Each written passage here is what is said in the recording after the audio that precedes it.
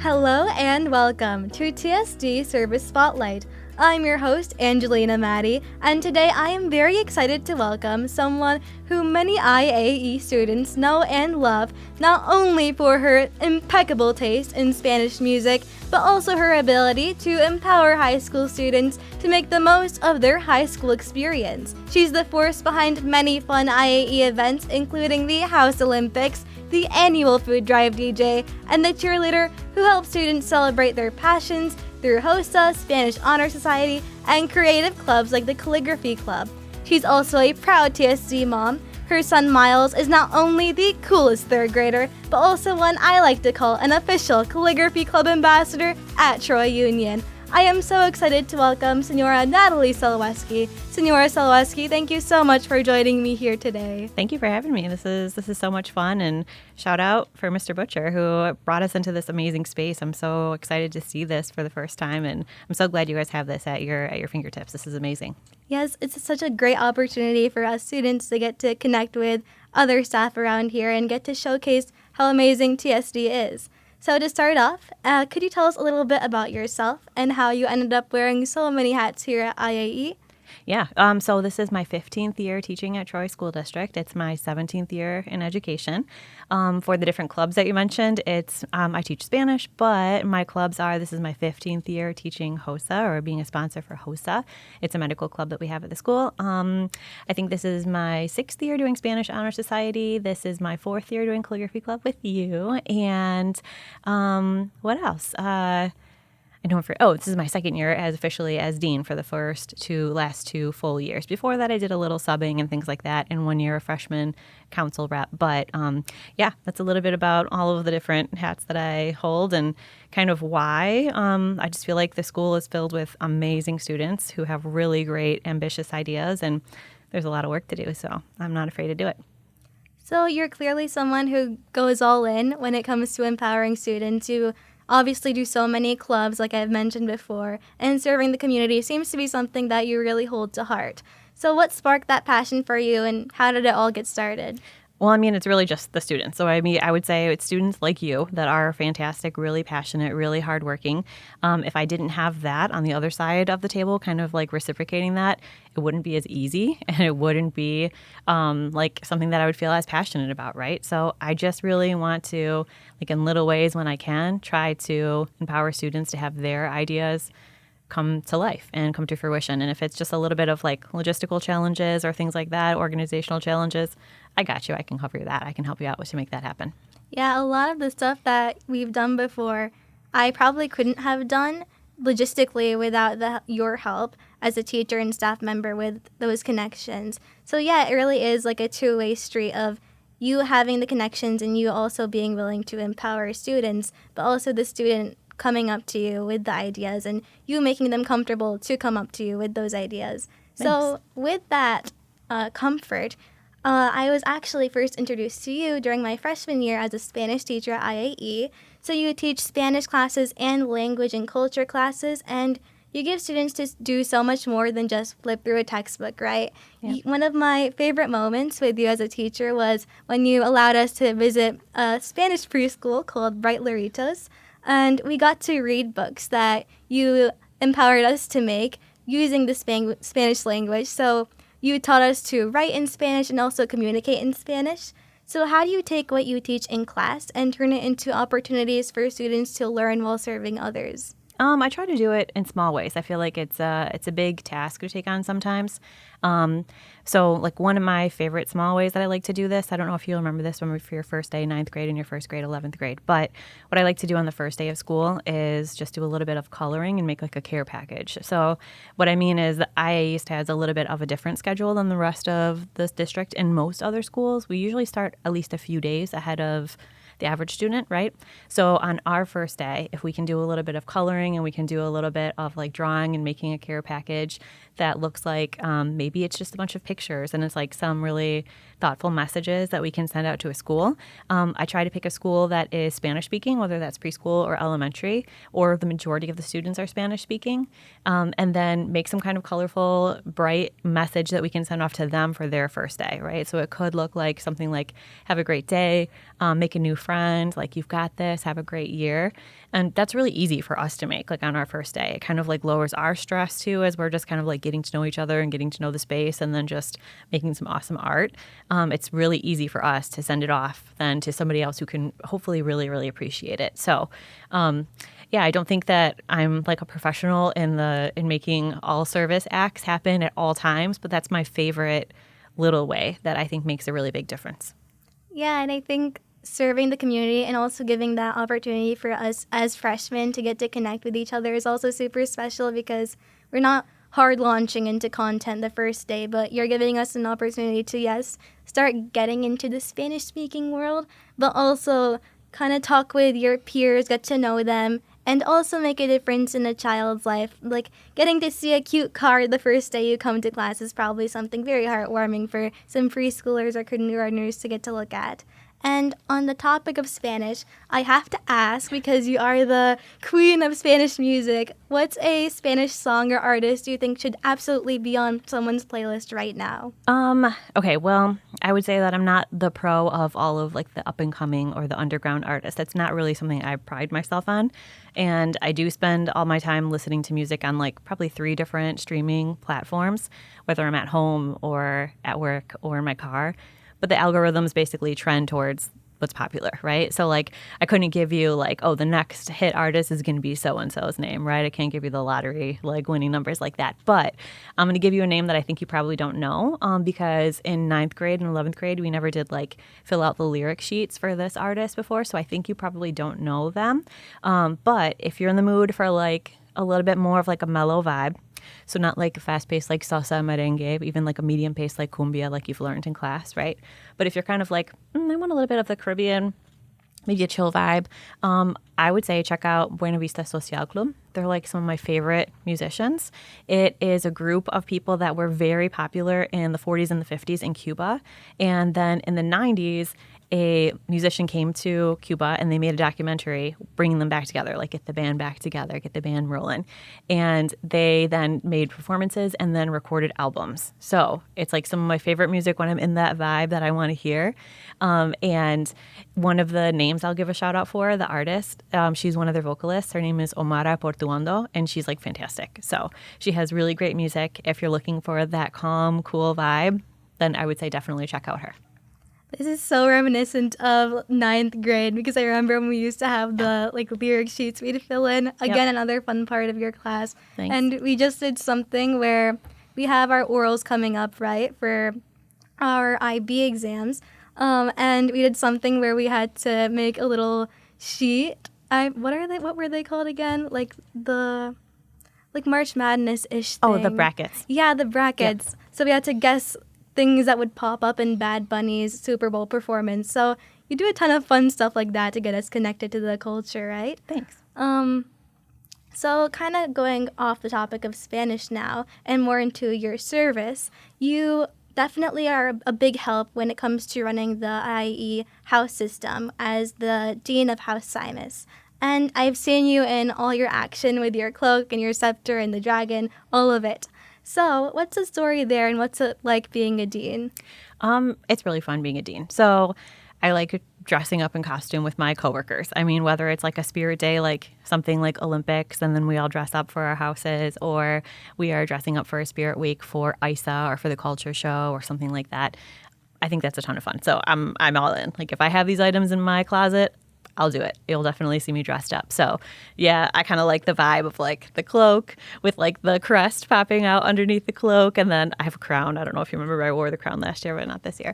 The crown and the scepter that Miss McSween made with like the dragon head on it. It's definitely a vibe that like Olympics, like it's kind of like, it's kind of creepy, but it's also like really like cool. So I just like that. So being a dean is like, I guess that's one little snapshot where you can visually see it's a lot of work, but it's a lot of fun. And it's like really fun motivating students who are really like interested and they're really passionate about the school and about school spirit. And again, I'm here for it. So if I have a group of students like mine for House Simus who want to dress up and they want to be participating and have a fun time, me too. Like, I'm glad to motivate them and help them through that. And what's been your favorite part about interacting with students? What's been like your favorite event? I know it's definitely fun dressing up. I've seen, especially how Simus is very into the whole dragon-esque vibe. Like, I know Mr. Klein has his whole dragon suit. You have your tiara. And Mrs. McSween, I know she bring her son, and she got him all dressed up too. Very nice. But what's your favorite part about interacting with the students and making events? I think it's really just like motivating them and then seeing these things that they are planning in House Council meetings like come to fruition. I think that to have these big ideas and these big projects, it can be a little bit overwhelming. And at times, like, it feels like maybe it can't come true the way that they have planned it out originally. But with all of our meetings and all of our planning, we put our heads together with all the teamwork, like, it works. We can definitely make it happen. So seeing things like homecoming this year was fantastic. Everybody came together. We made amazing decorations. Like, at homecoming, I thought that was so just fantastic. And then coming back then to Olympics, a ton of fun. We didn't come in first. It's okay. We'll get them next time. But it's always so much fun just going through all the different competitions and then having these moments where we kind of come together.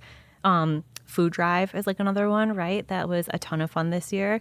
Food drive is one that we typically have been really successful with over the year, collecting food for the Troy School District Food Pantry. And we have an alum named Nareda who did a great job with it. She really committed to it. And she would bring in tons and tons of food all on her own. So the deans came together and said, how are we going to beat Nareda's numbers from last year? Like, how is this possible that we're going to do this without her? We don't want the numbers to dip. So we came together and made the Nareda challenge. And we said, these are the amount of points that Nareda brought in last year, points from the different items that she would collect, right? And we said, we need to beat Nareda. When we sent her messages, she knows all about the Nareda challenge. And we said, we have to beat Nareda. We have to beat the amount of numbers that she brought in. And we totally did. Like, I'm happy to be that person who's standing out in the cold in the morning with like my little tiny laptop hooked up to the Bluetooth speaker and the microphone and calling people out as they're walking by, right? Saying like, hey, do you know what's the food drive this week? Can you bring in something, Angelina? Awesome. What can you bring in tomorrow? Tell me to the microphone. I'm going to bring in 2 cans. Awesome. Angelina's going to bring in 2 cans. Did you hear that? Right? And then the next day when I see you walking in with some bags in your arms, right? Angelina, is that for the food drive? No way. Thank you so much. Right? I'm glad to do that. Like, it's a ton of fun for me. So all of these kind of little moments, it makes me happy to see what the students are able to accomplish. We did beat the Nareda challenge. Nareda sent us a message. It said, I'm very, very proud of what you guys did, and to admit defeat, she said, I'm very okay with it in this moment. So it's these kind of things that come to fruition. That's great to see. I think that you were the perfect hype woman for this too. I remember. Thank you. You were just standing in the freezing cold, and you had the whole Bluetooth speaker and the music and everything, and the students were just walking in. I mean, you're coming to school at 7:45. You're definitely not going to have the most energy. Sure. But, like, I just saw you, and then I was, like, all hyped up, too. And I remember telling my friends, oh, my gosh, Senora Selweski, she should be, like, the hype woman of IA.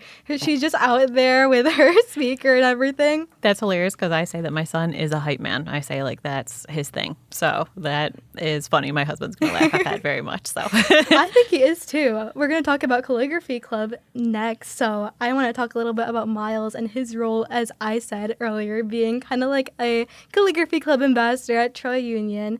But final thing about Olympics, or even IA in general, if you could make any dream event at IAE that you could plan with absolutely no limits, what would it look like? No limits would definitely be we're taking a trip. So I think that we would go and visit some kind of Spanish-speaking community. It could be international. It could be that we go real far to make this happen. But I think maybe it would be even more impactful if it's domestic right now in this moment. That's kind of the vibe I'm thinking. So maybe that means whether that's near or far, whether that's downtown, Southwest Detroit, right? Or maybe it's domestic, but we still go to a very popular city that is very much Spanish-speaking country.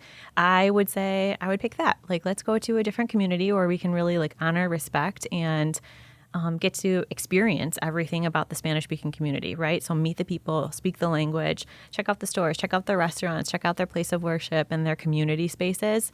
I would say let's absolutely do that if we could. And maybe I would even pick Miami. I love Miami. That would be absolutely so much fun. We should definitely suggest this to Mr. Griffin.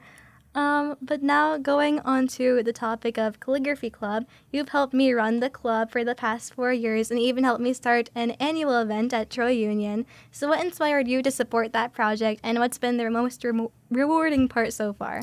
I mean, really, it's the work that you're doing that inspired me. I feel like I don't have all of the room on my plate to be able to do all the things for everybody, right? But when you have a student like you who comes forward and says, I have this idea, I'm really passionate about it, this is what I'm thinking I'm going to do to be able to create this vision that I have, I say, yeah, I can dig a little bit deeper for you, right? I can make the time, or you can make this happen. I'm glad to make that happen for you. So really, it's about the things that you're doing. And like, shout out to the things that you're doing, like the field trip that we went on earlier this week. This is our third field trip we've done over the years, right?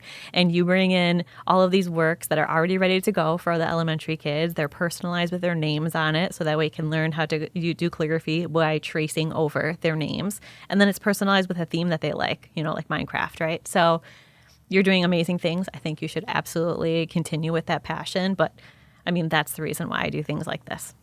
That's really beautiful because you were definitely someone who inspired me to start, because I remember sitting in your freshman year class and then like the first few things you would do, you would tell us decorate the front of your notebook.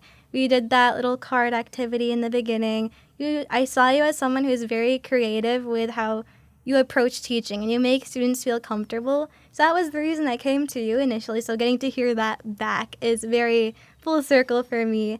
But also on the topic of making the things for Troy Union and all the work that goes into that, again, having you and Miles to support me with that is absolutely incredible, because having someone with first-hand insight on what it's like to be a third grader, what they like, is definitely useful when you're making these kinds of activities, like a Minecraft calligraphy activity. Who would have thought of that? But Miles did, so I think that was also incredible.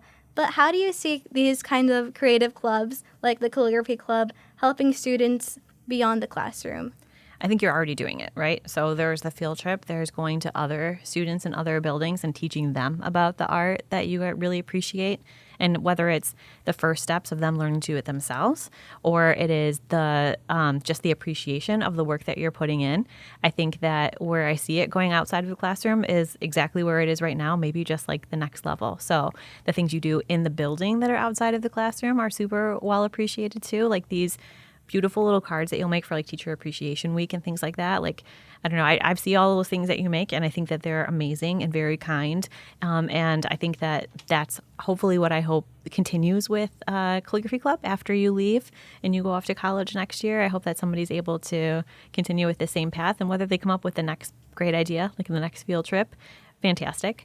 But that's really what I'm thinking, is that you're already set such a great groundwork for where I think this club could go in the future.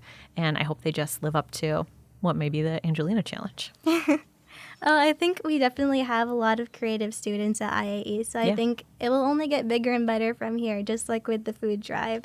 And we've talked a lot about Miles, and again, what an amazing kid he is. So you're a very proud TSD mom. Yep. So how does your experience as a parent influence your work with students in and out of the classroom? When you become a parent, it influences every aspect of your life. But one of the things maybe it brings into the classroom for me was the idea of maybe stepping outside of my comfort zone and then teaching him things that I don't normally teach in the classroom, right? I'm, again, a Spanish teacher, so I know world languages. I know how to teach maybe a second language.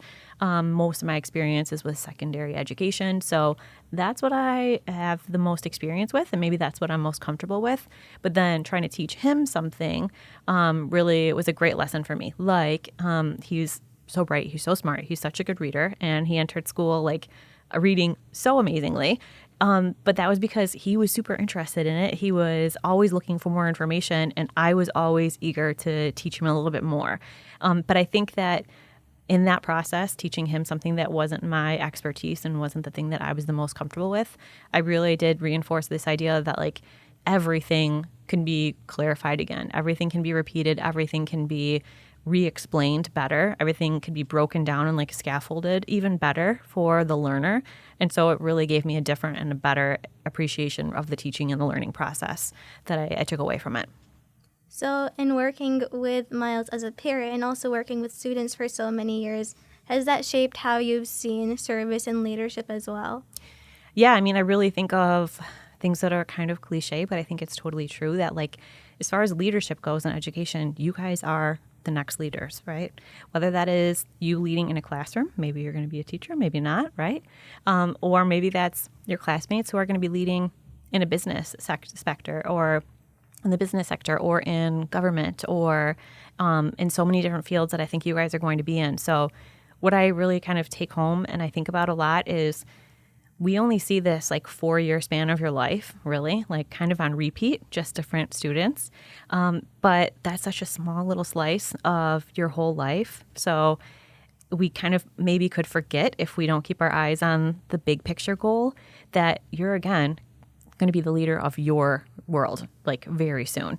And so if we want to produce these leaders at IA East who are passionate, who are kind, who are respectful, who are hardworking, then we have to model that and then we have to teach that skill, right? So I think that I try to be that person who can model it, but then who also can teach the skills in little small ways throughout the course of the 4 years. But I don't always get to see how it comes to fruition and how that leader is then born maybe after high school, right? Sometimes those leaders are born in high school. Sometimes those leaders are born outside of high school, and then I miss part of that process. But I do think it is really special, and I do try to keep that in the front of my mind as we're like always in thinking about the high school years.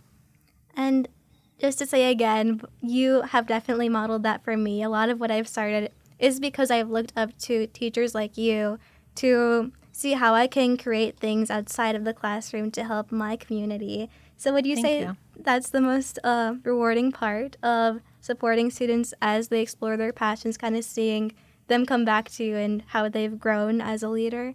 Yeah, I mean, that doesn't always happen, right? So sometimes it's like they don't always come back to visit and you hear their whole life story. You get all the updates that you're hoping to get. But I think maybe the most rewarding is just the idea of like empowering students.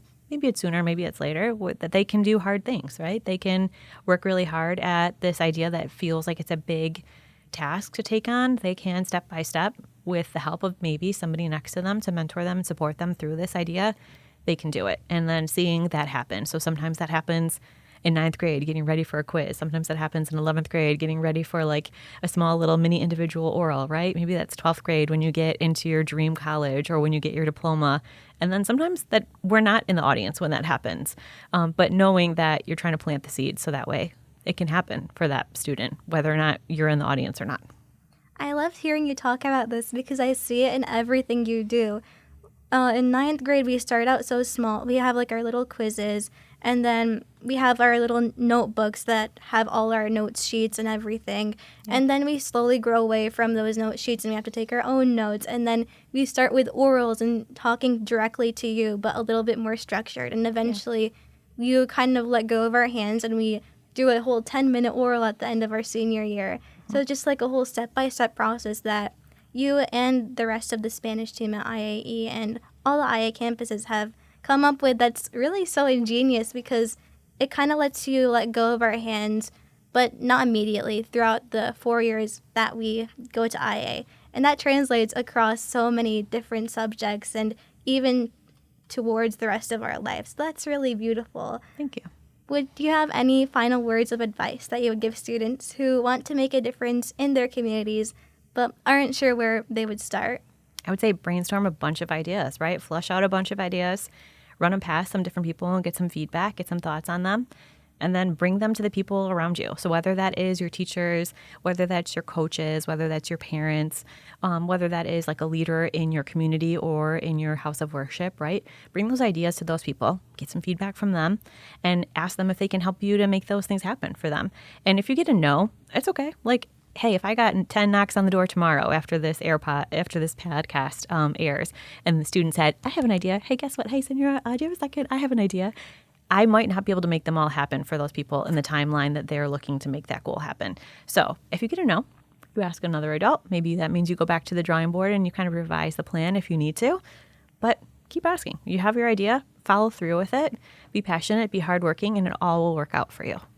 I think that's very true. It's so important not to think that you have to do everything yourself too. There's always support around us, and I think I was very lucky to go to IA and have this whole supportive environment around me and know that I can reach out to any teacher and they'd be willing to support me. And even if they couldn't directly support me, they'd probably guide me to someone else who could. So knowing I had that support system was definitely very impactful throughout my experience. So I think, yes, that's incredibly true. And do you have any final words of advice you'd like to leave any future leaders with? Work hard. Be nice to everybody around you. Use your time wisely. Be passionate about the things that you love.